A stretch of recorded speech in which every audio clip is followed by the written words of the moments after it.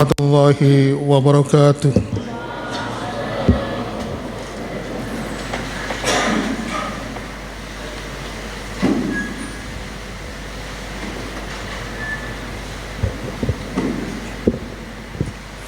Innal hamdalillah nahmaduhu wa nasta'inuhu wa nastaghfiruh wa na'udzu billahi min shururi anfusina wa min sayyiati a'malina may yahdihillahu fala mudhillalah wa may yudlil fala hadiyalah. Asyhadu an la ilaha illallah wahdahu la syarikalah wa ashhadu anna Muhammadan abduhu wa rasuluhu alladzi la nabiyya ba'da. Allahumma shalli wa sallim wa barik ala Muhammadin wa ala alihi wa ashabihi wa man tabi'ahum bi ihsanin ila yaumiddin. Fa ya ibadallah usikum wa nafsi bitaqwallah faqad fazal muttaqun. Kalau ta'ala fi kitabil karim a'udzu billahi samiil alim minas syaitonir rajim.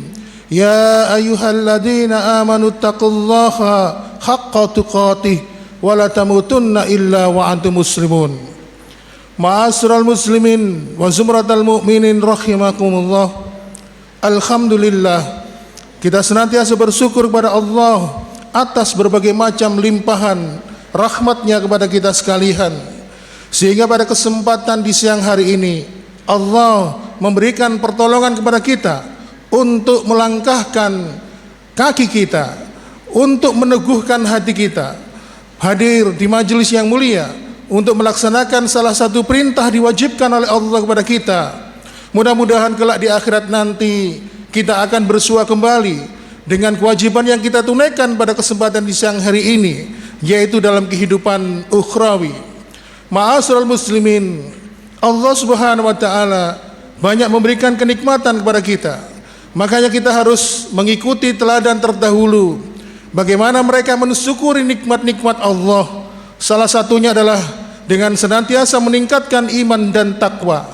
Karena tidak ada harga yang pantas untuk membayar semua kenikmatan Allah kecuali kenikmatan itu senantiasa tergantikan dengan kualitas iman dan takwa kita. Marilah kita senantiasa menjalankan apa-apa yang telah diperintahkan oleh Allah dan Rasulnya, dan menjauhi apa-apa yang telah dilarang oleh Allah dan Rasulnya. Ma'asyiral muslimin wa zumratal mu'minin rahimakumullah. Mengawali khutbah Jumat pada siang hari ini, izinkanlah saya menyampaikan sebuah kisah, di mana kisah ini adalah kisah nyata dan kisah ini adalah kisah cinta, true love story.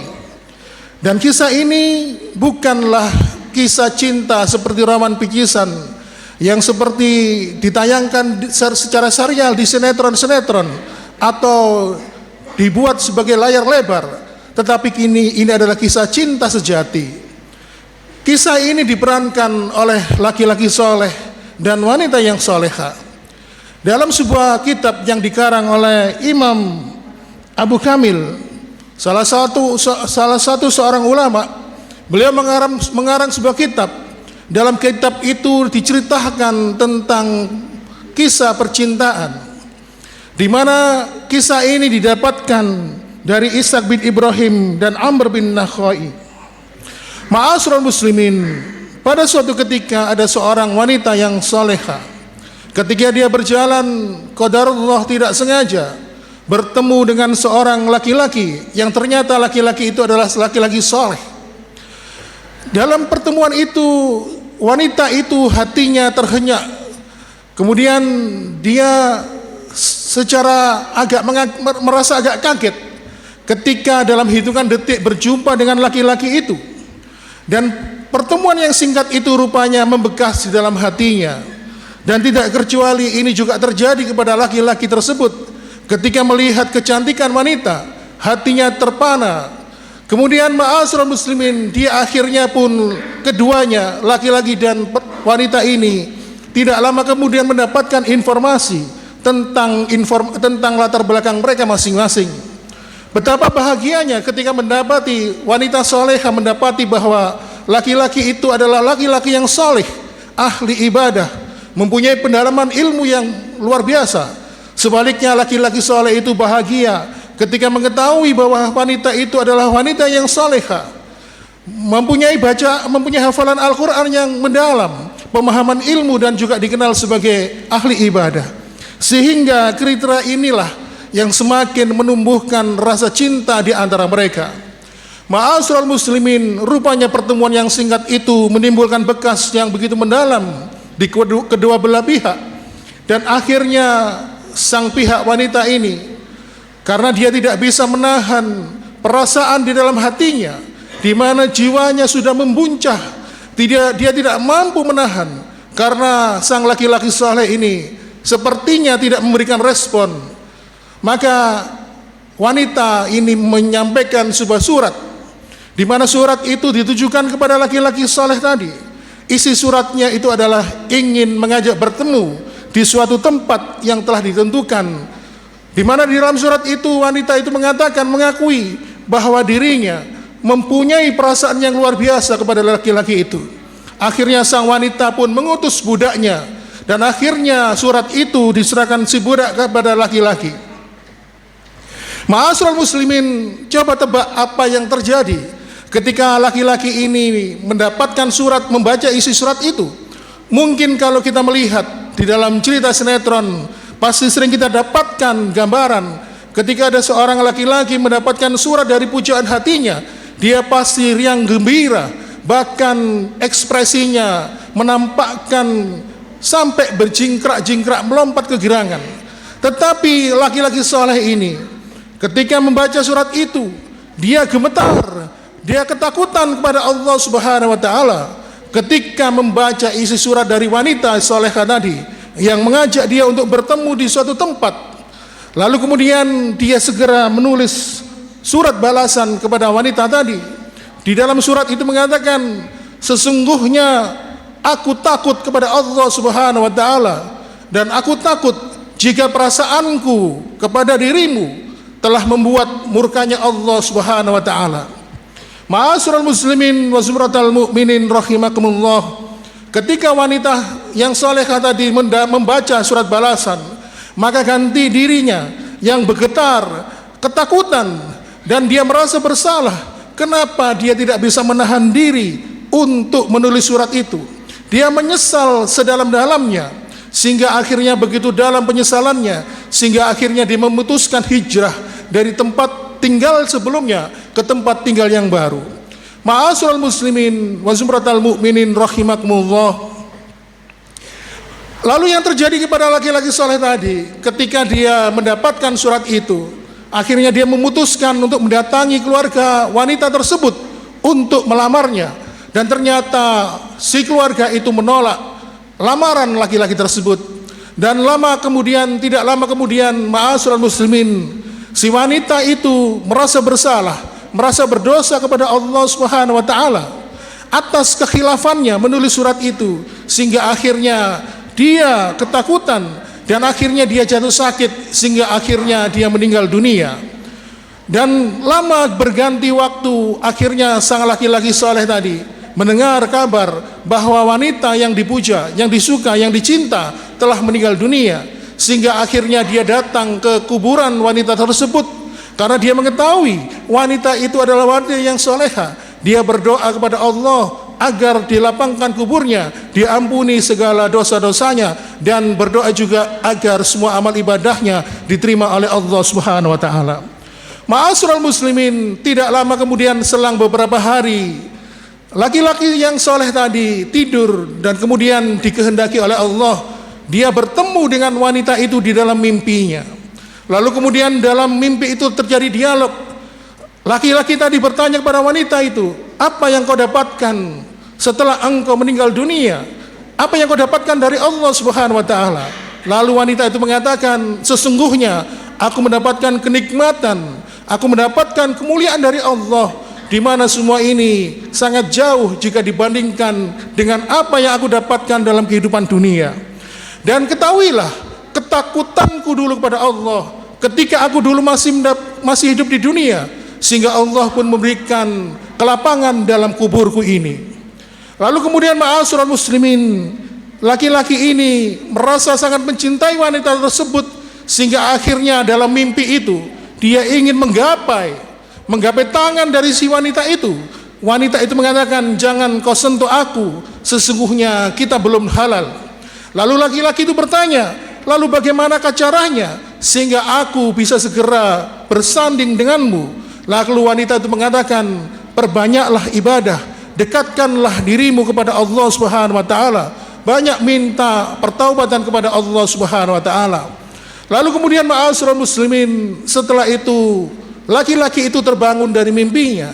Dia teringat dari pesan kata-kata si wanita tersebut. Akhirnya dengan berganti hari, berganti bulan, si laki-laki itu menyembuhkan luka di hatinya. Ketika dia menyadari luka hatinya ini karena cinta, maka dia ganti luka itu, cinta itu, hanya mengharapkan cinta kepada Allah Subhanahu wa taala. Dia mengisi hari-harinya dengan ibadah, dengan penuh ketakwaan di hadapan Allah Subhanahu wa taala, dan akhirnya suatu ketika dia ditakdirkan sakit, dan dengan sakitnya itu akhirnya berujung pada kematian dirinya. Ma'asyiral muslimin, ketika membaca kisah ini dalam sebuah kitab yang ditulis oleh Imam Abu Kamil ini, para ulama banyak yang memberikan komentar dan berdoa semoga Allah mempertemukan mereka kembali dalam kehidupan yang lebih abadi dan mendapatkan kenikmatan di sisi Allah Subhanahu wa taala. Ma'asyiral muslimin wa suratal mu'minin rahimakumullah. Dari kisah ini sebenarnya kita mengambil pelajaran bahwa hati seorang hamba itu jika telah mempunyai suatu tujuan besar dalam hidupnya, dan tujuan itu bukanlah tujuan hidup di dunia ini, tetapi tujuan untuk kebahagiaan, mendapatkan kehidupan yang begitu kekal abadi di akhirat, maka tujuan yang dia tetapkan itu memberikan dia kekuatan untuk menggapai tujuan itu. Sehingga ketika dia mendapatkan godaan, misalnya contoh kasus tadi, dia tergoda hatinya mencintai seorang wanita atau mencintai seorang laki-laki, tetapi karena tujuan utamanya adalah menggapai kehidupan akhirat, maka dia mampu menepiskan godaan itu, menetapkan cintanya hanya kepada Allah Subhanahu wa taala.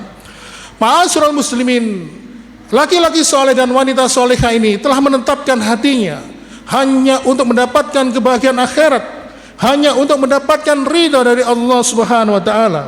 Padahal kita tahu betapa besar cinta laki-laki tersebut terhadap wanita tersebut, dan sebaliknya betapa besar cinta si wanita terhadap laki-laki tersebut. Tetapi besaran cinta mereka tidak menjadikan mereka melupakan tujuan mereka, yaitu bagaimana mereka bisa selamat dalam kehidupan dunia, dan keselamatan hidup dunia itu adalah untuk menentukan keselamatan kehidupan akhirat sesudah kematian mereka.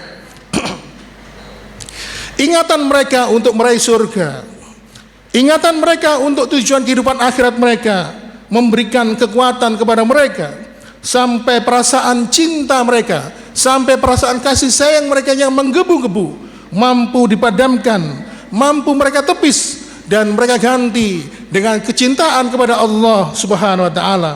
Dan inilah yang memberikan pelajaran penting kepada kita bahwa mengingat akhirat, mengingat surga memberikan kekuatan, sedangkan ketika kita mengingat dunia semakin melemahkan kita, semakin merapuhkan dalam kehidupan dunia kita. Oleh karena itu, ma'asyiral muslimin, kenapa Allah berulang-ulang di dalam Al-Quran mengatakan atau mengingatkan kepada kita tentang kehidupan surga? Menurut para ulama adalah ketika Allah mengulang-ulang kata surga di dalam Al-Quran adalah untuk mengingatkan kepada kita, memberikan kekuatan kepada kita terhadap penghambaan kita kepada Allah Subhanahu wa taala.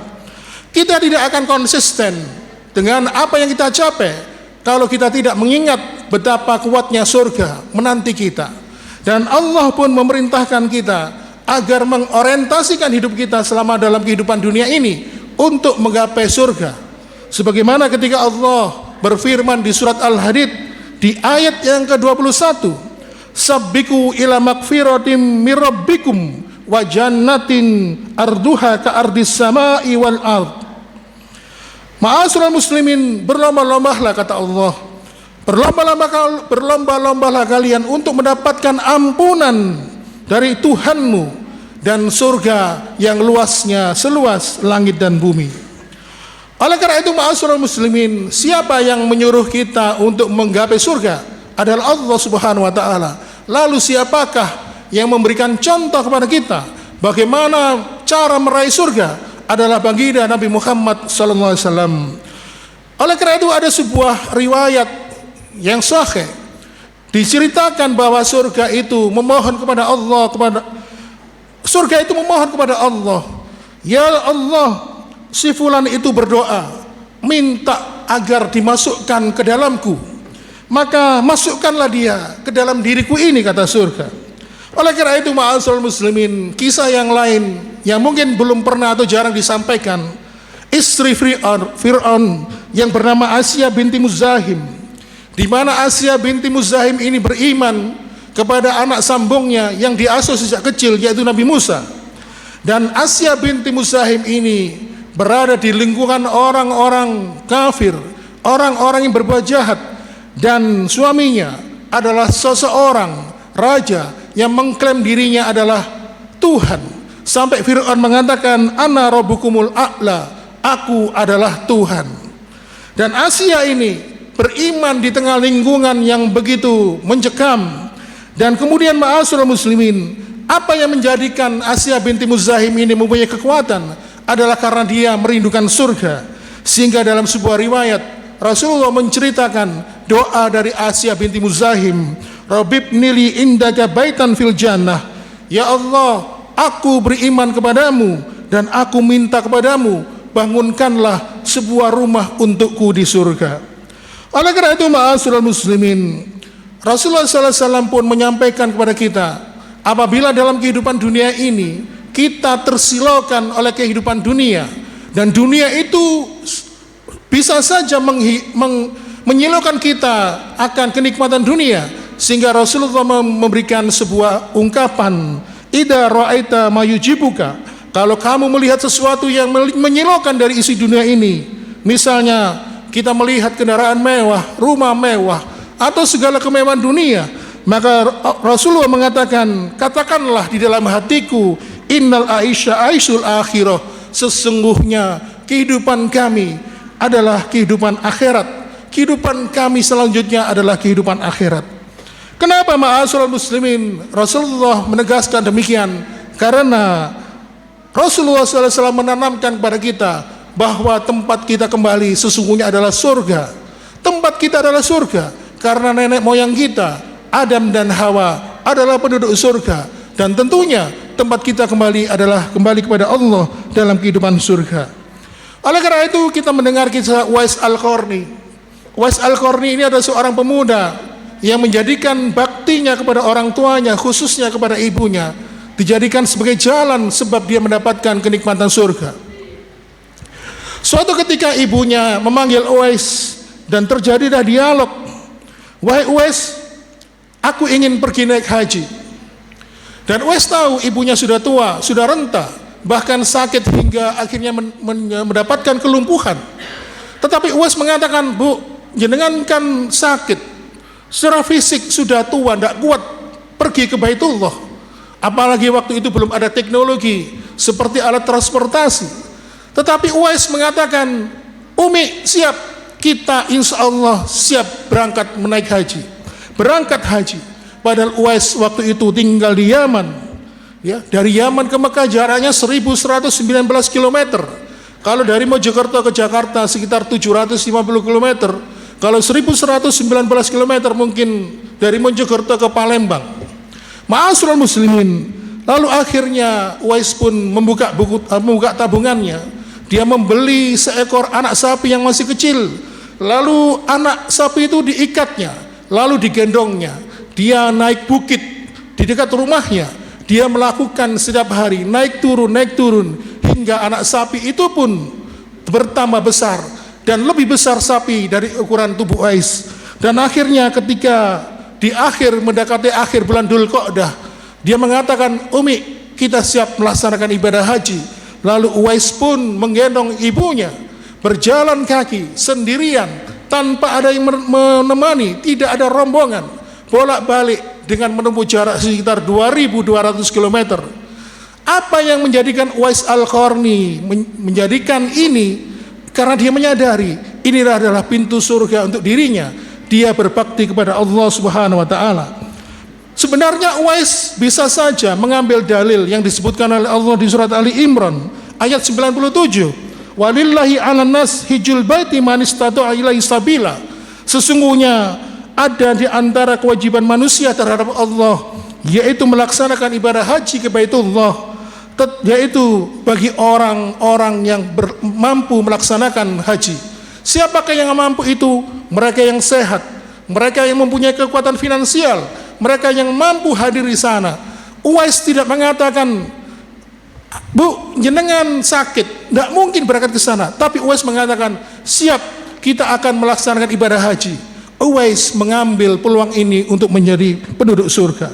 Dan akhirnya Rasulullah SAW pun berpesan kepada Umar bin Khattab, hingga nanti ketika aku sudah tidak ada, ketika aku sudah meninggal, apabila engkau bertemu dengan rombongan dari Qaran, tempat tinggal Uwais Al-Qarni, apabila engkau bertemu dengan seorang pemuda bernama Uwais, maka mintalah doanya, karena dia berbakti kepada Allah, dia menjadi viral, terkenal di akhirat, seluruh penduduk langit mencatat namanya, maka mintalah kepada dia ampunan untuk dirimu.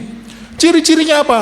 Dia mempunyai satu bekas luka sopak di perutnya, maka dia adalah dia yang dinamakan Uwais. Inilah ma'asyiral muslimin wa zumratal mu'minin rahimakumullah. Mengingat surga memberikan kekuatan kepada kita dalam penghambaan diri kita kepada Allah Subhanahu wa taala. Karena apa? Karena surga adalah sesuatu yang dijanjikan oleh Allah atas jerih payah kita dalam menjalankan tugas kita sebagai hamba, yaitu beriman dan bertakwa kepada Allah Subhanahu wa taala. Dan kemudian sebagai bentuk pengabdian kita kepada Allah Subhanahu wa taala, Allah pun memberikan balasan berupa kenikmatan surga. Aqulu qouli hada wastaghfiru li wa lakum innahu wal ghafurur rahim.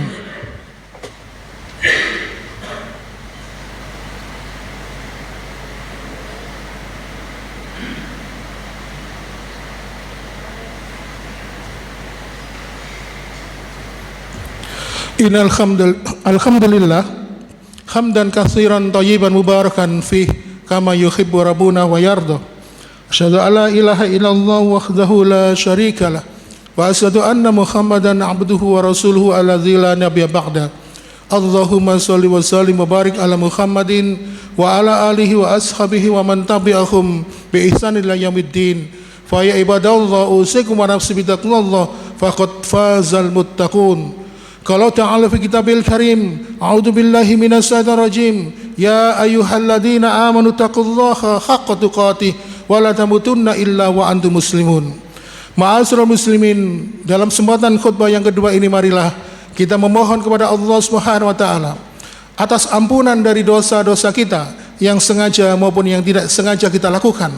Seraya tidak lupa kita memohon hidayah dan petunjuk dari Allah Subhanahu wa taala. Semoga dengan hidayah tersebut Allah membimbing kita, melindungi kita dan menjaga kita dan memberikan kekuatan kepada kita untuk istiqamah menjalankan ketaatan ibadah kepada Allah Subhanahu wa taala. Dan dengan hidayah tersebut semoga Allah memberikan anugerah kepada kita kelak ketika kita meninggalkan kehidupan dunia ini, kita meninggal diberikan dalam keadaan husnul khatimah. A'udzu billahi minasy syaithanir rajim. Bismillahirrahmanirrahim. Allahumma shalli wa sallim wa barik ala Muhammadin walhamdulillahi rabbil alamin. Allahumma ighfir lil muslimina wal muslimat wal mu'minina wal mu'minat al ahya minhum wal amwat innaka sami'un qaribun mujibun da'wat. Allahumma ighfirli wa li walidayya warhamhuma kama rabbayani shaghira. Rabbana zalamna anfusana wa illam taghfir lana la tarham lana lakunanna minal khasirin. Rabbana la tu'akhidna in nasina akhtana. Rabbana wa la tahmil alaina isran kama hamaltahu ala alladziina min qablina. Rabbana wa la tuhammilna ma la taqata lana bih wa'fu anna waghfir lana warhamna anta maulana fansurna lil qaumil kafirin. Rabbana hab lana min azwajina wa dzurriyyatina qurrata a'yun waj'al muttaqina imaman. Rabbana hab lana Rabbana atina fid dunya hasanah wa fil akhirati hasanah wa qina adzabannar. Subhana rabbika rabbil izzati amma yasifun wa salamun alal mursalin walhamdulillahi rabbil alamin. Ibadallah, innallaha ya'murukum bil ardi wal ihsan wa ita'i dzil qurba wa yanha 'anil fahsya'i wal munkari wal baghi la'allakum tadhakkarun wa la dzikrullahi akbar.